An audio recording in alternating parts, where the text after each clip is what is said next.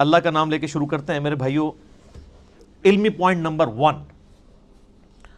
وہ یہ ہے کہ ہم مسلمانوں کا یہ بنیادی عقیدہ ہے کہ یہ جو قرآن حکیم ہے یہ اللہ تبارک و تعالی کی کتاب بھی ہے اور اللہ کا کلام بھی ہے۔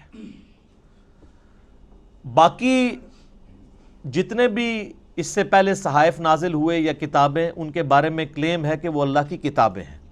لیکن یہ وہ کتاب ہے جو صرف کتاب یا سلیبس نہیں ہے بلکہ اللہ تعالیٰ کا کلام ہے۔ اور اس کا ثبوت قرآن حکیم میں سورہ التوبہ کی سٹارٹ میں ہی آتا ہے کہ جنگ کے دوران اگر کافر تم سے پناہ مانگیں تو انہیں پناہ دے دو، اور کسی ایسی جگہ پہ ان کو قید کرو جہاں پر وہ اللہ کا کلام سنیں، حتی یسمع کلام اللہ، یہاں تک کہ وہ اللہ کا کلام سنیں۔ اور یہ بھی مزے کی بات میں آپ کو بتاؤں، بڑی حیران کن، قرآن حکیم کے علاوہ جتنی بھی الہامی کتابیں ہیں، اولڈ ٹیسٹمنٹ ہو، نیو ٹیسٹمنٹ یعنی تورات، انجیل اور باقی کتابیں ہیں، زبور بھی، ان کتابوں کو اگر آپ پڑھیں گے تو ان کتابوں میں ان کتابوں کا نام موجود نہیں ہوگا، ظاہر ٹیمپرڈ فارم میں۔ یہ ہم نے اسے بائبل کا نام دیا ہوا ہے نا، باہر جو لکھا ہوا ہے، پوری بائبل کے اندر بائبل کا ذکر نہیں ہے، لیکن قرآن حکیم میں سینکڑوں مقامات پر قرآن کا نام آیا ہے، بائی نیم اس کتاب کو مینشن کیا گیا۔ یاسین والقرآن الحکیم وَأُوحِيَ إِلَيَّ هَذَا الْقُرْآنُ لِأُنذِرَكُمْ بِهِ وَمَنْ بَلَغَ فَذَكِّرْ بِالْقُرْآنِ مَنْ يَخَافُ وَعِيدٍ۔ کئی آیات ہیں قرآن حکیم میں جن میں قرآن کا لفظ آیا ہے، اور قرآن کا لفظی مطلب ہے بار بار پڑھی جانے والی کتاب۔ قرات ہم اردو میں بھی استعمال کرتے ہیں، عربی کا لفظ ہے۔ تو یہ پہلی بنیادی انفارمیشن ہے کہ یہ صرف کتاب نہیں ہے بلکہ اللہ کا کلام بھی ہے، اور چونکہ یہ اللہ کا کلام ہے لہٰذا اللہ کی صفت ہوئی، اور اللہ کی صفت ہے تو یہ پھر مخلوق نہیں ہے، غیر مخلوق ہے۔ البتہ جو ہمارے پاس اس وقت یہ بائنڈنگ کے اندر قرآن موجود ہے، اس قرآن کے یہ جو صفحے ہیں یہ تو ظاہر مخلوق ہے، کریشن ہے، اس کے اوپر جو سیاہی ہے پرنٹنگ کی وہ بھی کریشن ہے، اس کا گتا بھی یہ بھی کریٹڈ ہے،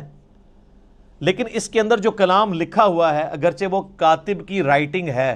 وہ بھی کریشن ہے، کریٹڈ ہے، مخلوق ہے، لیکن جو کلام لکھا گیا ہے جسے ہم پڑھتے ہیں یا سنتے ہیں وہ غیر مخلوق ہے، وہ اللہ کی صفت ہے۔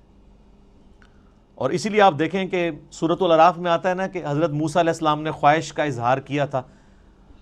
کہ اے اللہ میں تجھے دیکھنا چاہتا ہوں، تو اللہ نے کیا فرمایا تھا؟ تو مجھے نہیں دیکھ سکتا، تو پہاڑ کی طرف دیکھ، اگر یہ پہاڑ میری تجلی سے قائم رہا تو پھر تم بھی یہ یعنی ایزیوم کر سکتے ہو کہ مجھے بھی دیکھ سکو گے۔ پہاڑ پہ جب اللہ کی تجلی اللہ تعالیٰ نے ڈالی جو سورۃ الاعراف میں آتا ہے تو اس کی وجہ سے پہاڑ جو ہے وہ ریزہ ریزہ ہو گیا، اور سورۃ الاعراف میں آتا ہے کہ اس تجلی کے انڈائریکٹ مشاہدے کی وجہ سے موسیٰ علیہ السلام بھی بے ہوش ہو گئے۔ یہ علیحدہ بات ہے کہ آپ کے بزرگ کلیم کرتے ہیں کہ وہ اللہ کا دیدار کرتے ہیں، چونکہ وہ تو کہانی ہے، یہ قرآن ہے، یہ ہے سچائی۔ تو یعنی اللہ تعالیٰ کی صفات کے اثرات کیا ہیں، اور سیم اسی طرح کی چیز قرآن حکیم کے بارے میں سورۃ الحشر میں آئی ہے، لو انزلنا هذا القرآن على جبل، اگر ہم یہ پہاڑ پر نازل کر دیتے تو پہاڑ بھی اس قرآن کے نزول کی وجہ سے پھٹ جاتا، ریزہ ریزہ ہو جاتا۔ کیوں؟ کیونکہ قرآن اللہ کی صفت ہے، اللہ کا کلام ہے، کلام متکلم کی صفت ہوتا ہے نا، تو اس کا ایفیکٹ یہی ہونا تھا جو اللہ تعالیٰ کی ذات کا ایفیکٹ ہے کہ قرآن اگر کسی پہاڑ پر نازل ہوتا تو وہ بھی اس قرآن کے رعب کی وجہ سے ریزہ ریزہ ہو جاتا۔ سر یہ ہمارے محبوب صلی اللہ علیہ وآلہ وسلم کا مبارک سینہ ہے کہ جس پہ آلموسٹ 23 سال تک قرآن نازل ہوتا رہا ہے۔ اور اگر آپ بخاری مسلم کی احادیث اٹھا کے دیکھیں تو نبی علیہ السلام کے اوپر ایک کیفیت طاری ہو جایا کرتی تھی جب قرآن کا نزول ہوتا تھا، اور سخت سردیوں میں بھی بخاری مسلم کے الفاظ ہیں کہ آپ صلی اللہ علیہ وآلہ وسلم کے مبارک چہرے پر یعنی پسینہ بہنا شروع ہو جاتا تھا، اتنا وحی کا بوجھ ہوتا تھا۔ اور اس حالت میں صحابہ کرام آپ کو دیکھ نہیں سکتے تھے، چہرہ مبارک سرخ ہو جاتا تھا،